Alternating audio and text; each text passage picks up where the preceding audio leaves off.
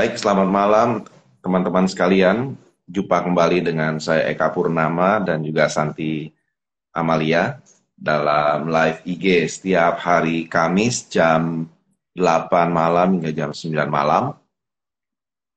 Sebelum kita mulai, saya mau disclaimer terlebih dahulu bahwa apa yang saya dan Santi sampaikan melalui live IG ini yang juga akan disiarkan di YouTube Pajak Smart ini merupakan pendapat pribadi kami, bukanlah sebuah kajian akademis, tidak dapat dibuktikan kebenarannya, dan belum tentu juga sesuai dengan ketentuan peraturan perpajakan yang berlaku. Teman-teman tidak boleh menggunakan live IG ini sebagai dasar teman-teman melaksanakan kewajiban perpajakan teman-teman. Apabila teman-teman memiliki pertanyaan, permasalahan mengenai perpajakan teman-teman boleh konsultasikan dengan konsultan pajak teman-teman masing-masing atau dengan AR di kantor pelayanan pajak tempat teman-teman terdaftar. Jadi, apabila teman-teman ingin berkonsultasi secara private dengan kami, bisa hubungi di www.lembagabantuanpajak.com dan bisa juga chat ke IG kami atau juga bisa mengikuti pelatihan-pelatihan yang kami adakan. Baik. Jadi malam ini kita mau berbicara tentang apa nih Santi? Sekarang sudah bulan November ya, sebentar lagi Desember dan kita akan memasuki masa-masa sibuk penyampaian SPT tahunan. Benar ya Santi ya? Betul, betul kok. Bentar lagi udah akhir tahun 2022 nggak berasa ya. Padahal kemarin Iya. itu kita baru PPS ya kok ya. Iya, baru PPS berakhir di bulan Juni ya, dan sekarang tidak Betul. terasa sudah menjelang akhir tahun ya. Kemudian menjelang akhir tahun ini juga kita lihat dari beberapa teman kita nih, dapat surat dari kantor pajak nih, dapat surat dari kantor pajak berupa himbauan untuk memenuhi kewajiban ketentuan formal perpajakan nih. Jadi dikirimin surat, Iya, dikirimin surat. betul. Nah, jadi rata-rata yang dikirimin ini adalah wajib pajak OP UMKM nih. Ya, Hmm. jadi Yang setor mungkin 0,5% mereka ya kok ya. karena iya, mereka kan banyak yang mungkin tidak menyetorkan pajaknya di masa-masa awal tahun yang mungkin Januari, Februari, Maret, ya mungkin sampai bulan Betul. apa. Karena itu kan sebenarnya adalah privilege yang diberikan oleh pemerintah ya, bahwa Betul. omset sampai 500 juta 500 ya, juta. Santi. Nah, Benar kok. 500 juta tidak tidak perlu menyetorkan PPh Pajak. 0,5%-nya ya. Nah, Betul. ini justru banyak teman-teman kita yang dapat surat nih, Santi nih. Dapat surat disuruh menyetor PPh UMKM-nya masa Januari, Februari, Januari ya. Maret. Iya, ini menurut Santi gimana ini nih? Ini kalau mereka Ya, store malah mungkin. jadi gimana nih Santi? Betul. Jadi mungkin ya perubahan aturan ini juga kayaknya sih nggak mungkin ya kalau pihak DJP itu tidak ngeh gitu ya kok ya. Cuma mungkin DJP itu maksudnya baik nih, hanya mengklarifikasi aja apakah benar tidak ada omset di bulan tersebut gitu. Jadi kalau misalkan memang benar-benar omset belum melebihi 500 juta kan kita tidak ada kewajiban untuk setor 0,5% gitu. Betul, memang sebenarnya maksud DJP baik, tapi suratnya menurut saya ini kurang lengkap ya. Ini kan menjadi semacam jebakan Batman nih. Ya, jebakan Batman buat para wajib pajak, ya kan? Karena di Mm-mm. suratnya itu sama sekali tidak dijelaskan bahwa ada omset 0 sampai 500 juta yang dibebaskan, yang PPh-nya itu tidak perlu dibayar gitu loh. Iya, betul, Nah, betul. Seharusnya jadi informasi itu dituangkan ya kok ya di dalam surat ya. betul, harusnya dituangkan di dalam suratnya. Sehingga WP kan tidak jadi bertanya-tanya. Karena banyak wajib pajak mungkin yang mereka tidak mengerti sekali dapat surat dari kantor pajak. karena mereka ketakutan, mereka langsung setor. Akibatnya kan malah jadi salah kan. Betul, betul, betul. Dari Santi juga ada terima suratnya kan. Jadi Iya. terus ya kan, dari ada yang disuruh store dari masa apa sampai masa apa sampai Benar, masa benar. apa. Ya, padahal kan harusnya jangan begitu ya. Ini kan Ya, informasinya jadinya bias ini, informasi yang diberikan kepada wajib pajak bias ini. Surat-suratnya ini menurut saya kurang lengkap ya. Harusnya kan mungkin bahasa suratnya bagi wajib pajak apabila omsetnya sudah di atas 500 juta pada bulan keberapa mohon menyetorkan PPh-nya, bukan tanpa tanpa pemberitahuan di awal, tanpa diinformasikan langsung suruh store. Nih PPh UMKM Januari sampai bulan apa belum disetor nih, tolong segera disetor sebelum tanggal sekian. Nah, ini kan menurut saya ini apa ya? Cukup mengintimidasi bagi wajib pajak yang menerima surat tersebut ya. Yang agak justru kaget ya, kok ya. membuat kaget, terus malah bisa membuat wajib pajaknya malah salah langkah kan. Betul, Benar tidak? betul. Kalau Betul, misalnya betul. dia setor di masa Januari, berarti masa Januari saya dia sudah omsetnya 500 juta lebih. Betul. Jadi Enggak kan? sebenarnya ya mungkin ya kok ya dari DJP itu mungkin ada compare ke tahun sebelumnya mungkin ya. Jadi di tahun sebelumnya kan tidak ada peraturan mengenai 500 juta ini. Jadi wajib pajak udah mulai setor nih dari Januari. Walaupun omset masih di bawah 500. Nah, sekarang padahal udah ada aturan terbaru 500 juta ini tidak perlu setor. Jadi mungkin itu yang jadi kebiasaannya Fiskus mungkin ya kok ya, atau pihak DJP jadi mengirimkan surat gitu.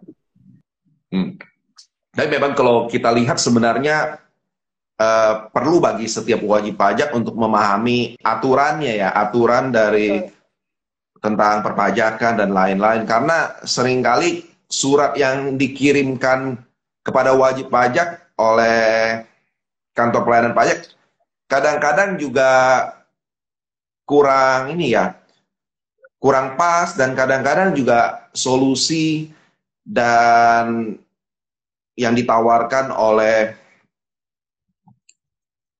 orang dari kita katakan mungkin oknum lah ya untuk wajib pajak, bagaimana menyelesaikan solusinya kadang-kadang juga kurang tepat ya, kurang tepat. Kadang-kadang saya melihat juga ada oknum-oknum yang memanfaatkan ketidaktahuan wajib pajak untuk menekan wajib pajak agar membayar pajak yang seharusnya dia tidak perlu bayar. Ya kan? Ya, Kadang-kadang jadi kalau penting kita ya kok ya. Penting bagi wajib pajak itu untuk tahu lah paling tidak basic perpajakan yang dia harus patuhi itu seperti apa gitu ya. betul, perlu tahu supaya waktu dia misalnya kalau ada yang menyuruh pajak ini harus dipotong, pajak ini harus disetor, harus dibayar. Nah, setidaknya wajib pajak tahu nih pajak yang berhubungan dengan usaha dia ini apa begitu loh, supaya tidak pada saat terima surat atau ada panggilan atau apa langsung bayar gitu kan. Ya akhirnya sebenarnya nggak ada hubungan gitu kan, nggak ada hubungan tapi malah dibayar dan malah salah gitu kan. Dan Betul. ya kan, kadang-kadang juga mungkin panik, dan kadang-kadang juga mungkin ada karena ketidaktahuan itu mau semuanya itu selesai dengan cepat gitu loh. Ya kan, contoh misalnya yang sering jadi perdebatan dan juga sering wajib pajak ditekan untuk bayar ini adalah pengiriman barang dengan kapal laut misalnya kan. Selalu di wajib pajak diminta untuk memotong PPh pasal 15 gitu kan. Padahal kan kalau PPh pasal 15 itu harus ada perjanjian charter ya, Santi ya. Betul dengan kapalnya ya kok ya. Baru bisa Iya, harus sewa satu kapal, charter satu kapal, baru perlu potong PPh 15. Nah, kalau nggak, kita bukan pakai satu kapal, nggak sewa satu kapal, cuman kirim saja ya tidak perlu potong PPh pasal 15, ya kan? Dan sebenarnya itu ada aturannya kan. bahwa benar. itu juga tidak perlu dipotong PPh pasal 23. Nah, hal Mm-mm. seperti ini kadang-kadang suka ya ya kita tidak bisa menyalahkan AR juga ya, karena AR juga dikejar target ya, dikejar target penerimaan, sehingga ya kalau ada WP yang tidak tahu dan ada peraturan pajak yang bisa disodorkan supaya wajib pajak bayar, ya jadi suruh bayar begitu kan. Padahal Iya, mungkin eh, interpretasi dari peraturan tersebut bukan demikian, ya kan? betul, betul, betul. Makanya penting sebenarnya wajib pajak ini ikut penyuluhan-penyuluhan nih. Sekarang itu udah beberapa KPP itu udah sering melakukan penyuluhan ya kok ya terkait peraturan baru tuh biasanya. Iya, benar. Banyak kantor pelayanan pajak yang banyak melakukan penyuluhan-penyuluhan, terutama waktu PPS kemarin dari banyak kantor pelayanan pajak mengadakan penyuluhan, kemudian tentang Mm-mm. Undang-Undang Cipta Kerja HPP juga KPP banyak melakukan penyuluhan ya. Mm-mm. Nah, Betul, betul. Itu sebenarnya dan sangat membantu wajib pajak gitu ya kok ya untuk paham apa sih aturan terbaru yang berlaku sekarang gitu di dunia iya. perpajakan. Dan sekarang ini sebenarnya lagi ada yang seru-seru juga nih tentang PPN KMS nih, kegiatan membangun sendiri nih. Mungkin Santi udah pernah dengar juga nih. Iya, Banyak iya. yang lagi Gimana tuh? bangun, yang lagi bangun-bangun rumah tiba-tiba didatangin nih. Katanya PPN harus menyetor PPN KMS nih. Oh gitu ya, langsung langsung Fiskus datang gitu. Iya, Fiskus datang, mereka kan survei mungkin ya. Jadi, nah, Hmm, mm, mm. karena kan ketentuannya itu kan kalau kita membangun lebih dari 200 200 meter meter. persegi, nah, Mm. kan itu harus harus bayar PPN PPN KMS. KMS ya. Kemudian juga Betul. kalau kita bangunnya dalam tahapan-tahapan, selama tahapannya itu tidak melewati 2 tahun, itu tetap kita harus membayar PPN KMS nih. Kan banyak nih, mungkin kita bangun dulu nih, eh, tahun ini nih, tahun ini Mm. kita bangun nih, bangun 100 meter. Kemudian tahun depan kita bangun lagi 150 meter. Kan kalau dijumlahin jadi 250 meter. Jadi 250, kita betul, betul. atas keseluruhan itu kita terutang PPN KMS nih. Ya, benar, benar, benar. Nah, Jadi itu sekarang mungkin ya kok ya wajib pajak itu nggak ngeh kalau ternyata pada saat kita membangun rumah itu mesti setor PPN KMS karena memang menurut saya sosialisasi dari KPP juga terkait PPN KMS jarang. ya memang sosialisasinya jarang ya. Cuman ya biasanya ini ya tidak ada yang bisa dikejar, apapun dikejar gitu kan. Betul, Nah, betul. jadi ya teman-teman ya perlu perhatikan juga PPN KMS ini gitu. Ya, Dan benar-benar. tapi PPN KMS ini tidak perlu kita bayar kalau kita memakai Jasa jasa konstruksi. pemborong ya. Nah, pemborong tapi Ya, harus PKP tuh. betul, betul. Kalau pemborongnya PKP ya kita tidak perlu store PPN KMS karena sudah distorkan oleh pemborong kontraktor lah, istilah kontraktor yang Mm-mm. membangun rumah atau bangunan kita kan. Ya, betul, betul. Ya, kemudian ada kita coba masuk ke pertanyaan nih dari teman-teman kita nih. Mm-mm. Apa ini? Ada yang bertanya tentang dari Ibu Noviani Lucia. Selamat malam Pak, tolong tanya apakah biaya pengiriman via JNE kita harus potong PPh pasal 23, padahal menurut pihak JNE dia udah dipotong PPh-nya oleh keagenan. Terima kasih. Nah, ini juga ini dilema juga nih ya. Nanti Betul. Santi boleh kasih komentar dulu nih bagaimana nih.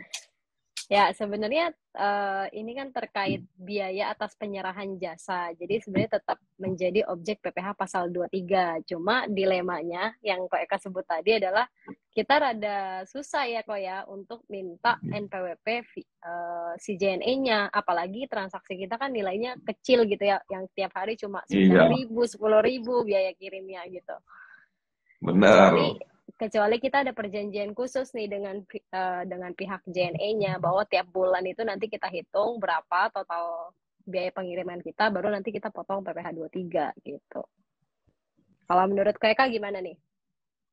Ya, kalau menurut saya sih memang mungkin kalau yang cuma transaksi jarang-jarang ya, kalau memang pas pemeriksaan ya apa boleh buat lah, bayar lah 2% ya kan. Ya kan? Ya, Gimana juga kan, susah juga kan mau potong JNE-nya. Tapi kalau misalnya kita ada perjanjian dengan pihak agen dari kurir seperti ini, tapi kita transaksinya besar, ada perjanjian, dibayarnya mungkin sebulan sekali, nah mungkin kita bisa potong PPh pasal betul, 23-nya, ya kan? Kalau betul, betul, nilainya besar, signifikan. Karena kan kalau pemotongan 2% misalnya 100.000 juga cuma Rp2.000 kan? betul. Ya kan? Kecil kan maksudnya nilai antara biaya untuk kita membuat bukti potong, memprint bukti potong segala macam mungkin lebih dari 2.000 kan. Effort yang kita keluarkan lebih dari 2.000. Ya mungkin kalau Betul, untuk yang kecil-kecil sih ya ya apa boleh buat lah. Yang penting yang besar jangan lupa dipotong aja kan PPh 23-nya. betul, betul, betul. Paling nanti jadi temuan saat pemeriksaan ya kok ya. Ya nanti Iya, bayarlah 2%. iya temuan 2% dan ya tidak besar lah menurut saya ya kecuali yang jasa-jasa lain yang mungkin lebih besar dan teman-teman mungkin yang perlu lebih perhatikan sebenarnya daripada biaya pengiriman ini adalah mungkin ada subkon, ada makon, segala macam itu yang Ya, teman-teman perlu perhatikan untuk potong PPh 23-nya ya kalau ada betul. eh, lawan trans lawan transaksi yang melakukan hal seperti demikian. Betul, Ya betul. Pak Kadek Sudiharto, komentar moderator saya. Terima kasih Pak Kadek. Baru memang nih. Iya baru. Penampilan baru untuk menyambut SPT tahunan ya kok ya. SD tahunan 2022. Ya, Iya, terus bentar lagi kita nih. ya sebentar lagi. Kemudian juga sekarang nih yang lagi seru nih, lagi seru ini adalah mengenai masalah PT perorangan ya. Kira-kira nih, Mm-mm. Santi kan banyak tahu tentang PT perorangan nih. Kira-kira kenapa nih PT perorangan ini menjadi menarik nih? Menjadi menarik nih. Ya, karena mungkin kalau misalnya si WPOP ini waktu pemakaian 0,5%-nya udah habis, kita bisa pakai nih PT Perorangan, lumayan tambah 3 tahun. Ya, Karena kan lumayan nanti tambah 3 tahun. kalau misalkan WPOP itu berlaku 7 tahun ya, kalau mulai dari 2018 nih. Berarti nanti habisnya di 2024. Jadi kalau misalkan Hmm. teman-teman yang 2024 WPOP masih menjalankan usaha, dipindahkan aja tuh ke PT Perorangan. Jadi bikin pembukuan lah. Oh, bikin pembukuan ya. Beda dengan sebelumnya Betul, ya. Sebelumnya kan dia sebagai betul, WPOP kan cukup pencatatan, tidak perlu pembukuan. Kalau betul, betul. nanti dia udah ada PT perorangan harus ada pembukuan ya. Pembukuan, betul. Jadi naik kelas Pem- sekarang.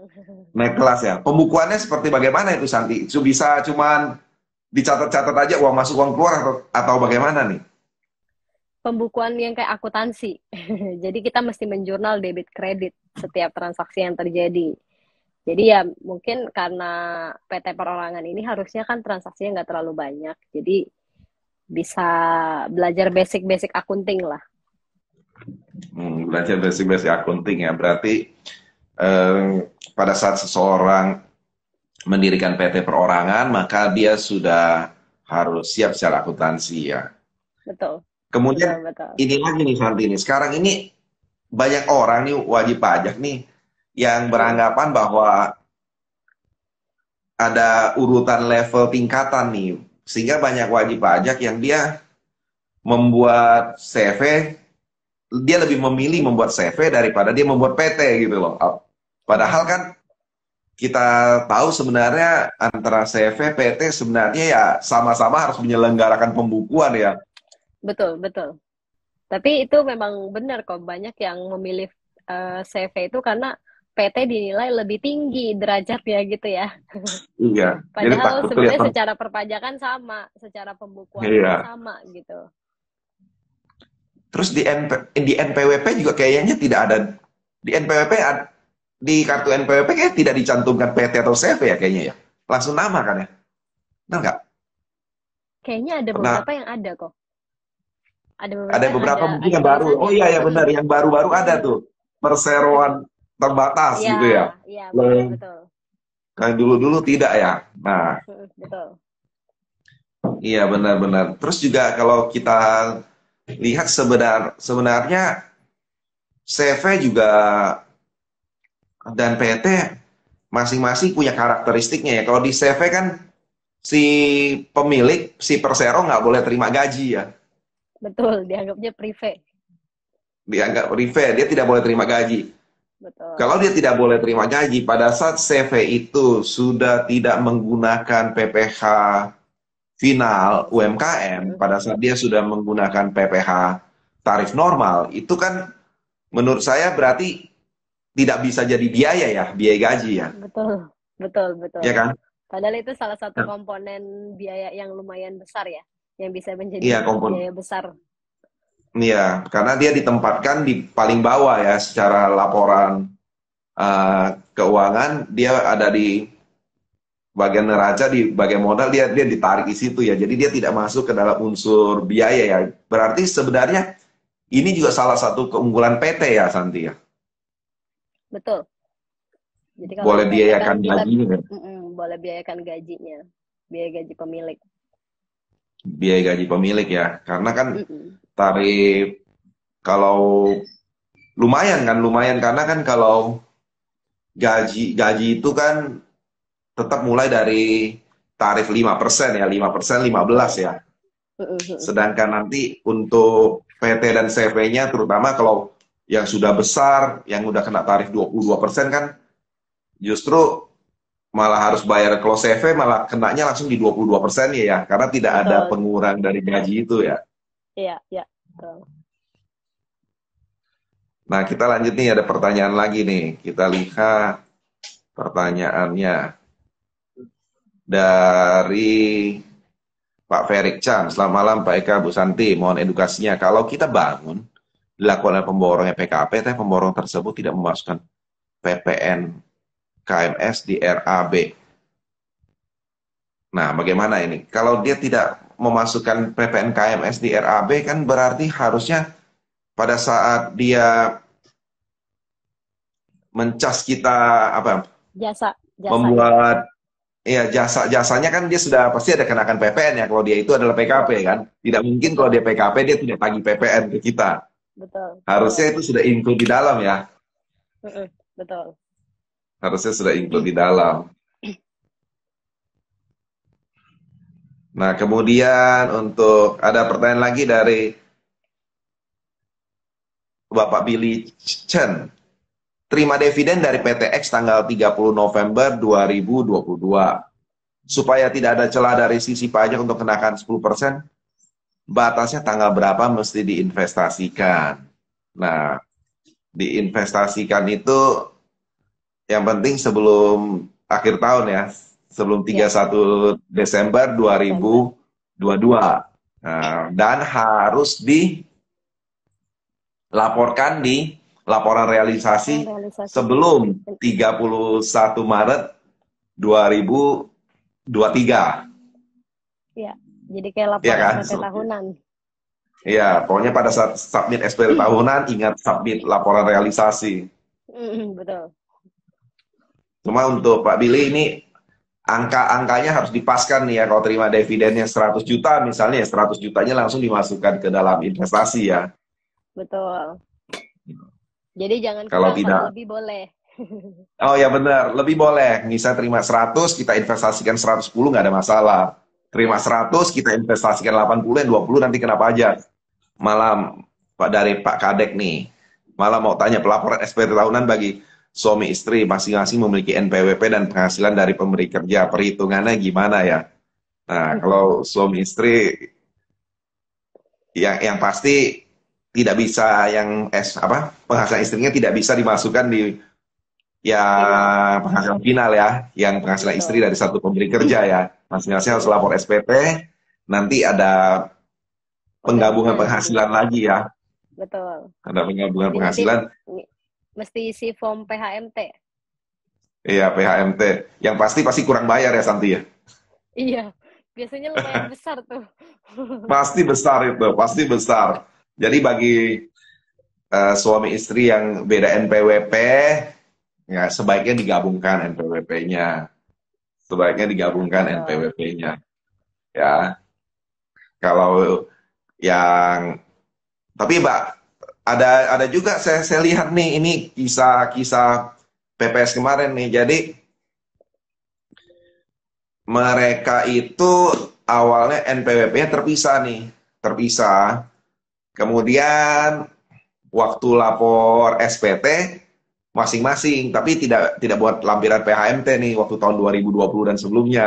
Mm, mm. Nah, waktu tahun 2021 ya, mereka ada inilah apa? Mereka ikut PPS dulu, ikut PPS kan. Ikut PPS. Oke, berarti selesai dong 2020 yang tidak isi PHMT-nya berarti dianggap clear lah, ya kan? Betul. Baru di 2021 mereka lakukan untuk tahun pajak 2021 mereka ini gabungkan NPWP tuh. Mm, mm. Nah, gabungkan NPWP jadinya clear lah, tidak ada masalah. Ya kan? Karena sejak 2021 NPWP sudah bergabung. Iya. Tapi bisa ya kok ya, karena kan dia mesti lapor harta PPS-nya tuh nanti di 2022. Berarti semua langsung masuk ke NPWP gabungan itu ya. Ya mereka lapor di NPWP gabungan ya. Nah, itu Hmm. juga masih kurang jelas karena juga kan sebenarnya kemarin-kemarin itu juga kita masih harus lihat juga pelaporan seperti bagaimana ya. Tapi kalau Mm, seperti betul. teks amnesti kemarin itu yang tahun 2015 punya harta itu 15. kan banyak Mm, yang mereka akhirnya lapornya digabung kan dan iya, tidak ada masalah juga ya, tidak ada masalah ya karena kan yang penting lapornya benar kan. betul. Karena toh Yang udah di penting lapor PPS kan sih sebenarnya ya kok ya.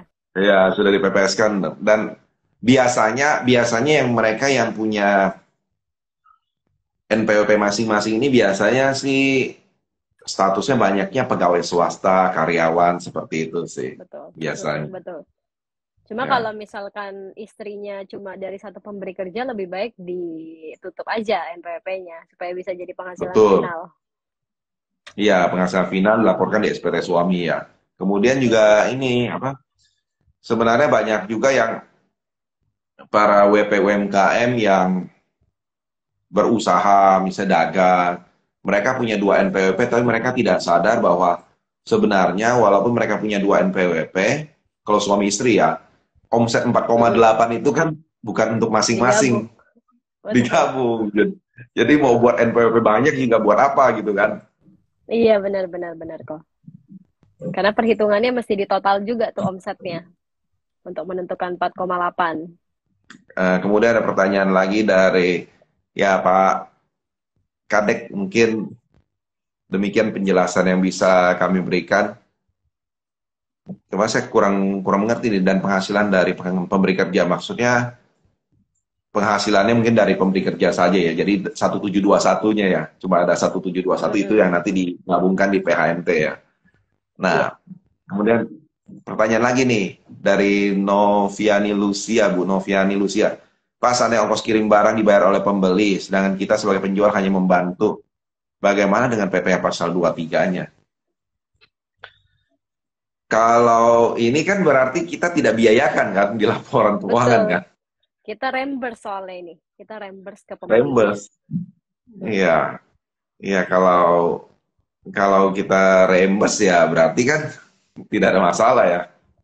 Biasa Betul. kan pajak kan akan periksa dari unsur biaya yang kita laporkan kan di SPT kan. Kalau nggak Iya, ada unsur biayanya ya berarti tidak ada yang perlu kita potong kan. betul. Nah, kemudian pertanyaan lanjutan lagi nih dari Pak Ferik Chan. Tanya lagi Pak Bu, kalau pemborongnya status WP non PKP gimana? Kalau non PKP, oh, ini kayaknya yang masalah PPN KMS nih. Iya, iya. Kalau PPN Harus KMS setor kalau dia sendiri. non PKP ya setor sendiri ya. Betul. Setor sendiri kalau misalnya lebih dari 200 meter persegi, Pak. Memang masuk Iya, kriteria. kriterianya 200 meter persegi. Nah, kriteria 200 meter persegi itu jadi patokan. Nah, 200 meter persegi itu bukan tanahnya loh, luas Iya, bangunannya. Nah, betul. Luas bangunan. Iya, misalnya luas tanahnya 70 meter persegi, bangunnya 3 lantai, berarti Tiga sudah lantai, 210 ya, betul. Betul, betul. berarti sudah PPNKS itu. Nah, ini ada pertanyaan dari Pak Kadek lagi nih. Kalau Hmm. perusahaan ada membeli kendaraan bekas dan ada PPN kode 090, apakah itu saya bisa kreditkan? Bagaimana Santi? Ini tergantung ya, tergantung kendaraannya ya, bukan tergantung Betul, kode tergantung. 090 ya. Ya, Itu ada, tergantung jenis misalnya kendaraannya.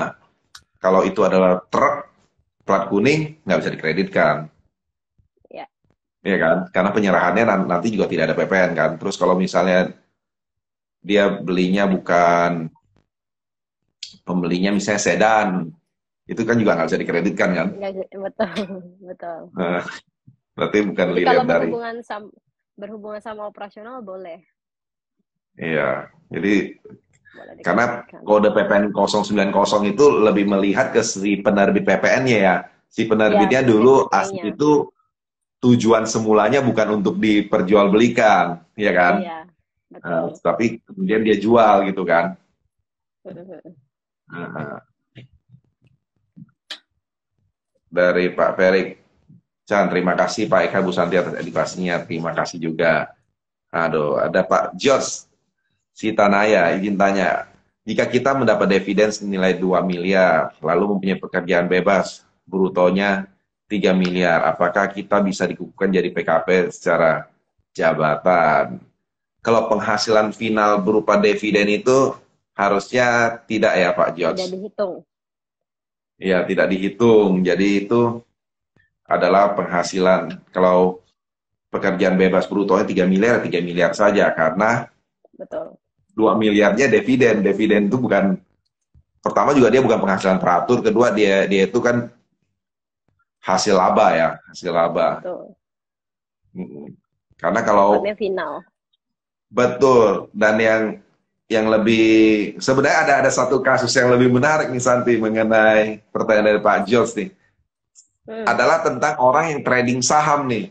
Orang yang trading Hmm. saham itu kalau kita lihat laporan SPT-nya kan pasti banyak sekali itu transaksi jual belinya nih. Kalau seorang trader saham itu transaksi jual belinya banyak Betul. sekali. Dia Sampai bisa miliaran. mungkin 1 tahun. Nah, dia trading tiap hari mungkin 1 tahun itu dia jualan sahamnya bisa puluhan miliar nih. Nah kan Betul. walaupun dia jualan puluhan miliar, yang dia bayar pajak 0,1% itu ya, kan tetap dia tidak jadi PKP, ya kan? Betul. Nah, jadi untuk Pak George, jadi tidak bisa dikukuhkan jadi PKP ya, kecuali dari pekerjaan bebasnya dapatnya. Makanya ini perlu perlu jelas nih, perlu perlu jelas pembagian di rekening bank kita segala macam harus jelas. Terus kalau dividen kan pasti dilaporkan di PT, dilaporkan ada pembayaran dividen kepada pemegang saham. Nah, kemudian si pemegang saham juga melaporkan di SPT orang pribadi dia kan. Ya, mesti klop Kalau nilainya. betul, jadi klop antara PT dengan OP. Nah, terima kasih Pak Eka dan Bu Santi dari Pak Kadek. Terima kasih juga Pak Kadek. Pak Billy Chen, pertanyaan lagi nih. Dari dividen tadi katakanlah senilai USD 50.000 diinvestasikan ke Indon, obligasi pemerintah, lalu didiamkan 3 tahun. Apakah di SPT tahunan dari tahun ke tahun mesti diupdate dalam mata uang IDR? Nah, kalau di perusahaan, kalau SPT PT kan pasti harus ada diupdate nilainya ya sesuai dengan Adjustment. kurs akhir tahun ya. Betul, ada Nah, adjustment. kalau nah, nah ini kalau dividennya tadi 50.000 diinvestasikan ke Indon, obligasi pemerintah.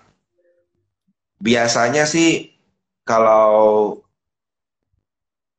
saya sih biasa saya ini ya, saya sesuaikan dengan kurs akhir tahun ya. Saya sesuaikan dengan kurs akhir Ya, tahun, tapi kan juga ada ditulis USD-nya sekian gitu kan. Berarti kan nilai betul. USD-nya tidak berubah kan. Yang Iya, berubah adalah yang berubah nilai karena kurs. rupiahnya kan. Iya, Nah, karena karena kurs perubahan tadi. kurs. Nah, Betul. Jadi di keterangan itu mesti jelas berapa yang kita investasikan sebenarnya dalam bentuk USD-nya. Hmm. Supaya karena kan secara logika nanti untuk kenaikan nilai mata uang asing itu ada kena pajaknya lagi ya Santi ya. Ya, jadi Iya kan? penghasilan. Penghasilan dan itu kena PPh yang tarif normal ya. Tarif progresif itu yang orang Tarif pribadi. progresif itu. Ya, demikian Pak Billy Chen dari Bu Noviani Lucia. Terima kasih Pak Eka, Pak Santi. Terima kasih juga dari Pak Jos. Terima kasih banyak. Terima kasih juga Pak. Oke, kita lanjut lagi nih. Sekarang topik-topik apa lagi yang menurut Santi lagi seru-seru nih di dunia perpajakan nih? Kayaknya mungkin itu ya kok ya. Terakhir kan kita ada PPS sampai dengan Juni. Nah sekarang ini WP-WP udah pada mulai dikirimin surat nih klarifikasi. Klarifikasi Hmm. apakah benar nilai hartanya sekian-sekian itu. Ada juga yang ditemukan justru nih hartanya. Tapi ditemukannya atas nama orang lain. Jadi yang teman-teman yang suka pinjam nama orang buat beli harta, itu sekarang udah bisa ditemukan sama DJP. Walaupun orang itu nggak punya NPWP. Jadi Oh, sekarang dari maksud nicknya nih maksud kok. Santi nih. Oh iya, maksud Santi bagaimana nih? Misalnya nih, sekarang yang ikut PP saya, terus Ya, ada, Ko Eka, maksudnya ada aset atas nama Santi. iya, Ko Eka pinjem beli aset atas nama Santi nih. Padahal bukan asetnya Ah, ah. Santi. Terus Santi dikirimin surat. Oh begitu. Lah kan Santi tahu ini hartanya Ko Eka gitu. Waktu itu Ko Eka pinjam nama Santi. Gitu. Oh Jadi berarti sekarang salah udah salah bisa saya dong. ditemukan. Salah saya. Betul, betul. Mestinya waktu PPS saya masukkan dong. Harta Nah, ini karena saya titipkan pakai betul. nama Santi, Nik Santi sekian gitu ya. Kalau begitu kan clear ya. Betul, betul. Betul. Cuma mungkin lupa kali ya kok ya karena kan harta ini nama orang lain jadi yang diingat adalah list yang nama kita dulu nih. Nggak Oh inget iya. dianya yang atas nama orang lain. Ternyata ditemukan pakai nick. Iya, pakai pakai nik sekarang banyak yang ditemukan pakai nik. Iya, Dan juga iya, iya. klarifikasi 14 hari ya, 14 hari kerja ya. Betul, betul. Kayak SP2DK. SP2DK ya. Berarti sekarang kalau simpen dana, ada beli aset, segala macam, tidak ada tidak mungkin tidak diketahui ya. Betul, Nah, betul banget. jadi tempat yang paling aman akhirnya kembali ke bawah bantal ya kalau nggak mau diketahui ya. Tapi juga jadi nggak aman ya. Nggak aman karena bisa Betul, hilang, bisa diambil orang kan kalau di bawah bantal kan. benar, benar. Nanti dimakan rayap kok duitnya. Oh ya dimakan raya kemarin ada kasus juga ya waktu itu di Iya, mana yang simpan ternyata sudah dimakan rayap dan katanya nggak bisa ditukar ke Bank Indonesia karena terlalu betul. hancur kan. Iya terlalu hancur, tidak bisa dilihat nomor serinya udah nggak bisa tukar. Jadi ya pembayaran pajak ini sebenarnya mirip kayak asuransi juga ya, asuransi kan. Jadi kita mengasuransi dengan membayar pajak senilai sekian, kita bisa menyimpan dana kita di tempat yang lebih aman, ya kan? Kita bisa Betul. simpan di bank atau di kita investasikan lebih tenang, tidak mungkin dimakan rayap, gitu kan? Jadi membayar, Betul, jadi betul. bayar pajaknya itu seperti kita bayar premi asuransi ya. Ya, jadi kalau yang sekarang nih Kak, Iya, mengenai PPS tadi, AR itu iya. temukan itu dia udah langsung tembak untuk kena 30%. Jadi Hmm. kalau harta ditemukan oleh DJP itu dia udah nggak ada ampun nih. Jadi kita nggak bisa minta kebijaksanaan nih ke AR gitu. Kalau ini kita Oh mau iya. ikutkan pas final gitu, itu udah nggak bisa. Jadi kalau udah ditemukan itu udah pasti dikenakan yang 30%. Jadi sebenarnya itu juga memang bagian dari undang-undang HPP tentang PPS juga kan bahwa kalau ada temuan harta kan Betul, memang langsung kena 70% kan. betul, Dan betul. dan kalau misalnya saya sebagai wajib pajak nih saya nggak mau saya membantah bahwa itu bukan harta saya atau itu adalah harta dari bentuk lain atau gimana bagaimana itu perlawanan hukum apa yang bisa saya lakukan nih Santi? Agak susah sih ya kok ya. Apalagi kalau atas nama Ko Eka, kecuali atas nama orang lain mungkin Ko Eka bisa mengelak bahwa itu bukan harta Ko Eka gitu. Cuma kan kasihan Dan juga orang itu.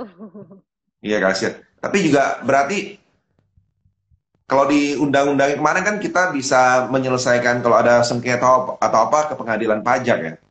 Betul, betul. Kalau nggak mau Infonya bayar sih banyak. 30% boleh Iya, betul. Infonya banyak yang naik ke PP kok. naik ke PP ya. Jadi kalau kita nggak mau Iya, bayar 30% karena terlalu besar, kita masuk ke PP ya. iya, Masuk ke pengadilan pengadilan pajak. pajak. Siapa tahu kita masih bisa menang ya. Jadi, Iya, eh, betul. tapi kalau Cuma effort memang juga sih effort ya, pengadilan. pengadilan pajak ya. Ya, semua yang namanya pengadilan itu pasti butuh effort, butuh waktu, ya, dan Betul, tidak, betul. ya kan?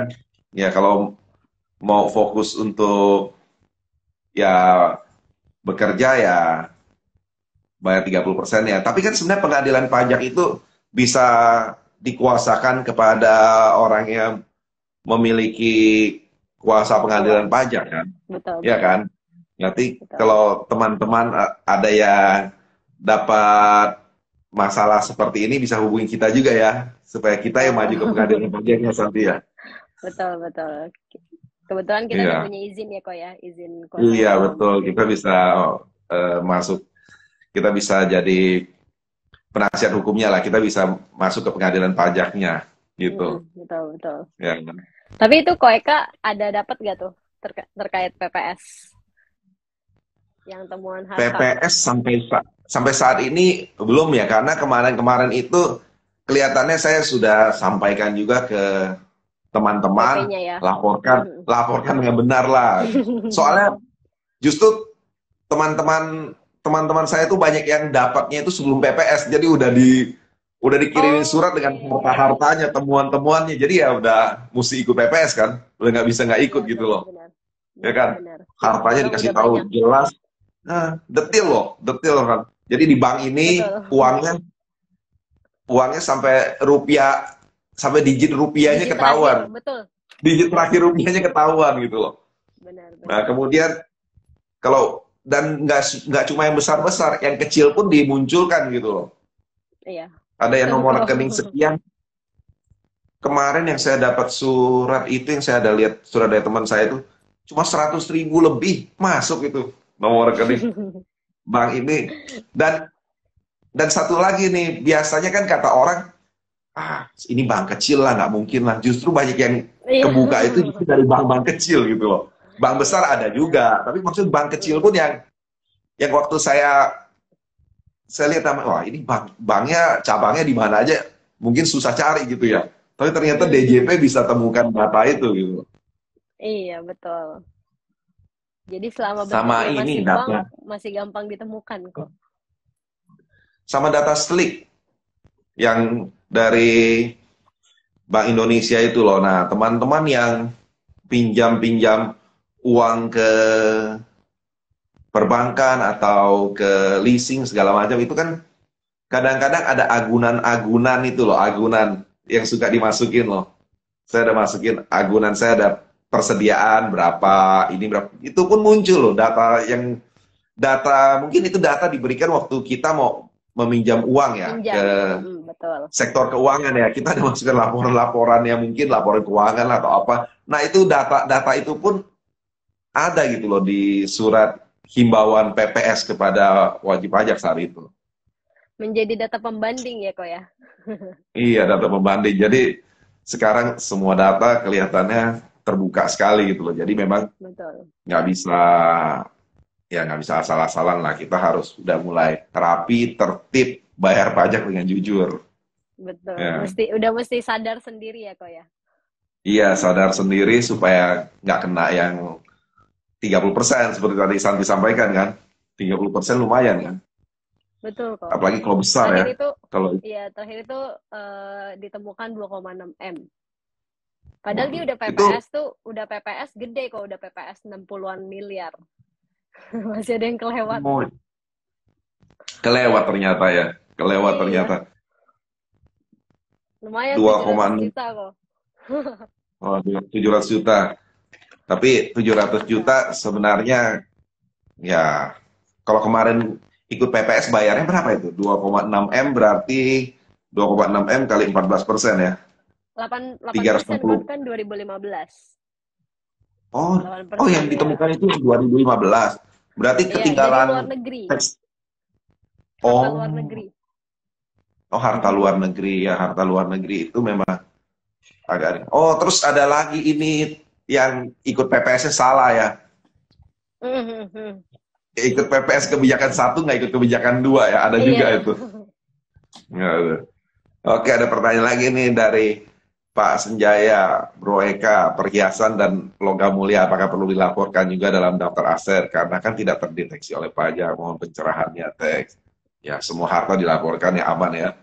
Iya, betul. Apalagi kalau Nanti kan beli LM-nya di ini nih, di Antam nih. Antam, Wah. diantam ya.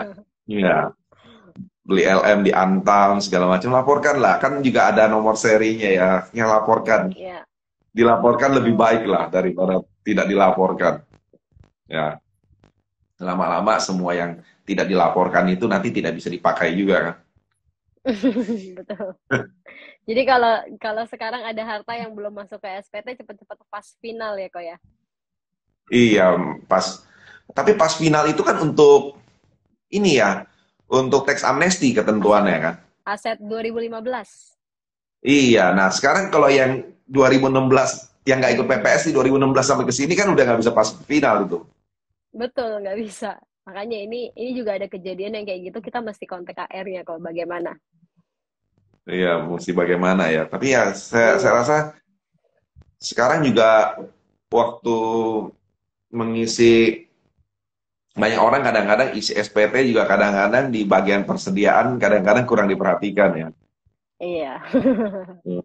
Karena merasa dia OP, WPOP dia isi persediaan, dia kurang perhatikan gitu ya. Ternyata WPOP pun kalau ada persediaan kita mesti perhitungkan penjualan kita, pembelian kita segala macam ya supaya stoknya pas ya.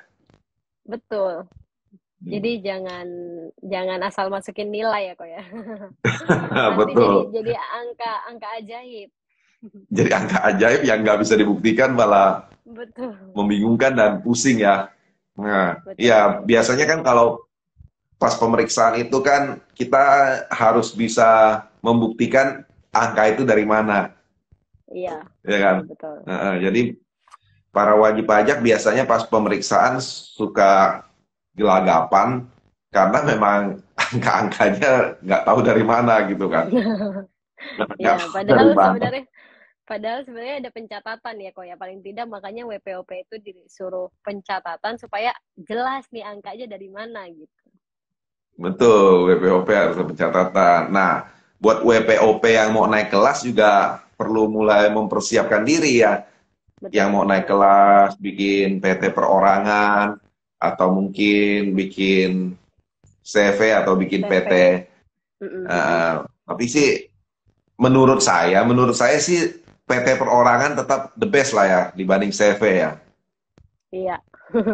Karena karena jujur saja ya, kita kan banyak-banyak tahu nih. Sebenarnya banyak ini kan CV dan PT pemiliknya sebenarnya satu orang gitu kan. Iya. Iya. Betul, Karena betul. karena nggak ada karena apa ya? Karena nggak ada badan usaha yang bisa dibentuk sendirian, akhirnya tariklah siapanya begitu kan untuk jadi Betul. pemegang saham Nomini. kedua gitu ya Iya, betul, betul. dengan porsi yang kecil. Jadi daripada buat seperti itu lebih baik bikin PT perorangan ya. Toh Iya. sama-sama juga ya. Nggak perlu cari Cuma orang memang ya kok ya. nggak perlu cari orang, bener. Cuma memang PT perorangan itu satu tahun cuma bisa buat satu Satu. ya. Betul, betul. Satu tahun cuma bisa satu. Terus juga kalau mau buat PT perorangan juga bisa memakai PPh UMKM-nya yang 0,5% 3 tahun ya. Betul, selama tiga Tiga tahun. tahun. Nah, berarti kalau dia buatnya di bulan November ini nih, buat di bulan November ini berarti bisa pakainya cuma sampai Desember 2024 2000, ya. betul. ya Nanggung. kan? Nanggung ya, nanggung karena tinggal 2 bulan ya. Ya. Iya. Kemudian ada update apa lagi nih Santi tentang perpajakan nih? Terakhir itu kali ya kok ya, penyusutan. Rencana rencana tanah akan disusutkan tuh. Sama yang bentuk natura. Cuma memang semuanya masih RPP ya kok ya, masih rencana. Iya. Belum ada aturan pastinya sih. Cuma kalau natura itu boleh dibiayakan, kalau saya nggak mau biayakan boleh tidak sih? Dikoreksi Misalnya ya kok ya. saya koreksi fiskal aja. Saya mau koreksi fiskal aja, saya nggak mau pusing. Masa saya harus masukkan itu sebagai gaji karyawan-karyawan gitu kan tambah repot gitu ngitungnya. Bagian Nah, tapi naturasi A berapa, B berapa kan susah itu. iya betul. Tapi waktu itu Santi pernah kena pemeriksaan. Jadi walaupun biaya itu udah dikoreksi, tetap ditagi loh kok potputnya. Tetap Makanya ditagi bingung ya, Pot. juga. Iya, padahal kita udah apa ya namanya, udah koreksi biayanya untuk ke PPh Badan. Tapi tetap kewajiban potputnya ditagi. Kalau dari Koeka pengalamannya gimana tuh? Ya kalau pengalaman saya sih biasanya kalau biaya-biaya yang, tapi tergantung sih ya biaya yang dikoreksi itu biaya apa ya. Mungkin karena itu pemberi, yang menerima itu adalah orang sehingga itu dianggap penghasilan. Ada sih pengalaman saya juga, misalnya ada kasih uang kepada karyawan, tapi tidak seluruhnya ya untuk dia beli makan untuk lembur. Nah itu juga dianggap penghasilan sih, dianggap penghasilan waktu pemeriksaan. Dan juga, nah cuman memang kalau yang agak sulit dibuktikan itu adalah yang entertainment ya, yang, nah ini kan susah kan, itu juga Betul. itu susah susah siapa yang menerima gitu loh, ya kan. Dan itu kan nggak mungkin juga mau dilaporin nama penerimanya, kan susah kan, mau dibikin daftar Betul. nominatif entertainment bagaimana gitu, Betul, ya kan. betul, betul. Mm-mm. Tidak, Kadang ya agak dilema ya kok ya. Kita mau buat daftar nominatifnya, tapi orang yang kita entertain nggak mau dimasukin namanya. oh iya, nggak bisa dia di mana mau, dia kan nggak boleh, masa di entertain. Iya, Jadi akhirnya ya ya susah, akhirnya itu pasti kita koreksi kan, pasti itu koreksi betul. fiskal. Tapi yang menurut menurut Santi nih, kalau ke depan sebenarnya Mm-mm. apa sih yang bisa wajib pajak lakukan supaya lebih rapi lagi, lebih rapi lagi dia, supaya kalau pas kena pemeriksaan tuh nggak gimana ya, nggak babak belur lah. Ya sebenarnya yang pertama adalah wajib pajaknya mesti paham dulu nih aturannya ya kok ya. Aturan yang Iya. terkait dengan usahanya dia tuh seperti apa sebenarnya implementasinya. Terus yang kedua mesti tahu basic accounting juga karena kan pembukuan bikin laporan keuangan perlu basic accounting tuh. Nah, mungkin nanti Ko Eka bisa memperkenalkan nih kursus apa nih yang mesti diambil sama teman-teman supaya mereka bikin pelaporan SPT tahunan itu paling tidak mendekati benar gitu ya kok ya. Kalaupun nanti diperiksa tidak terlalu babak belur lah. Iya, benar. Iya, kita mungkin nanti kita mau adakan juga ya kursus-kursus Mm-mm. untuk ya setidaknya WP bisa tahu bagaimana membuat laporan keuangan yang wajar sehingga waktu diperiksa juga bisa diyakini kebenarannya oleh pemeriksa sehingga tidak babak belur lah, tidak. Kalau karena banyak juga kan kalau kita lihat ada juga orang yang diperiksa tapi nggak bisa kasih bukti sama sekali gitu, padahal dia itu berbentuk Betul, badan usaha gitu kan, betul, betul. ya kan. Nah, kalau seperti itu kan jadinya susah gitu kan, susah kalau diminta bukti ini nggak ada bukti, itu nggak, semua bukti nggak ada, terus gimana akhirnya. Kalau udah seperti itu biasanya Fiskus kan pasti pakai pendekatan, misalnya data yang ada, pendekatan Betul. data yang ada itu Mm-mm. udah semua pakai data pihak ketiga itu, mungkin data bank ya kan, rekening koran bank kalau tidak ada pembukuan, ya babak belur juga. Cuman dilihat, oke, omsetnya semua dari mutasi kredit semua dianggap omset, kan babak belur Betul. kan, ya kan? Apalagi kalau dia Betul. PKP kan, lebih babak belur lagi kan.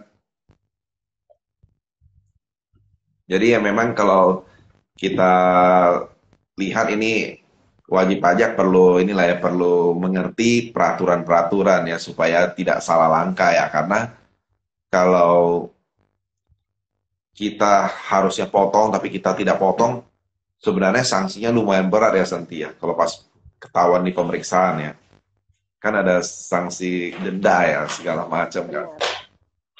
Benar. Ya, Betul kok. bahkan cuma sekarang itu dendanya sih persentasenya sudah berkurang ya bunganya ya.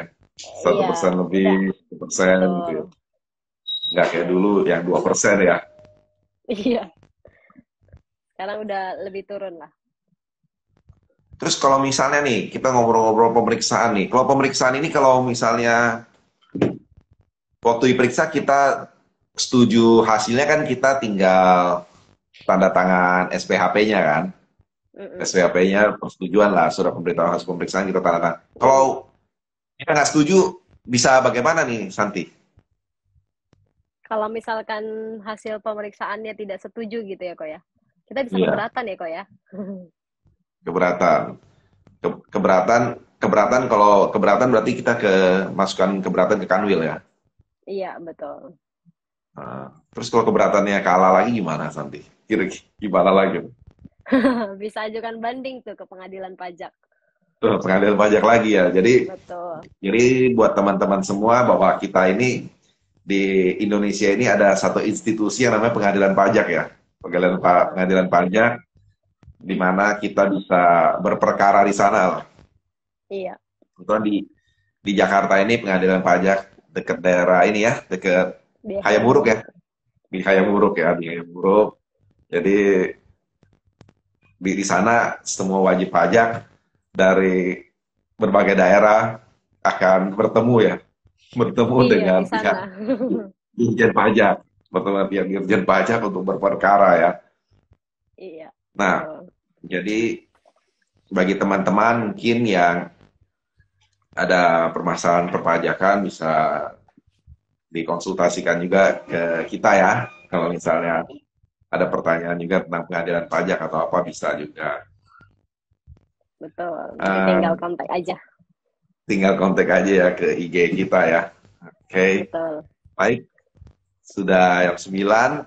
Terima kasih Santi untuk sudah join malam hari ini dalam obrolan santai kita nih tentang pajak nih. Ya, Iya. kita akan jumpa kembali minggu yang akan datang.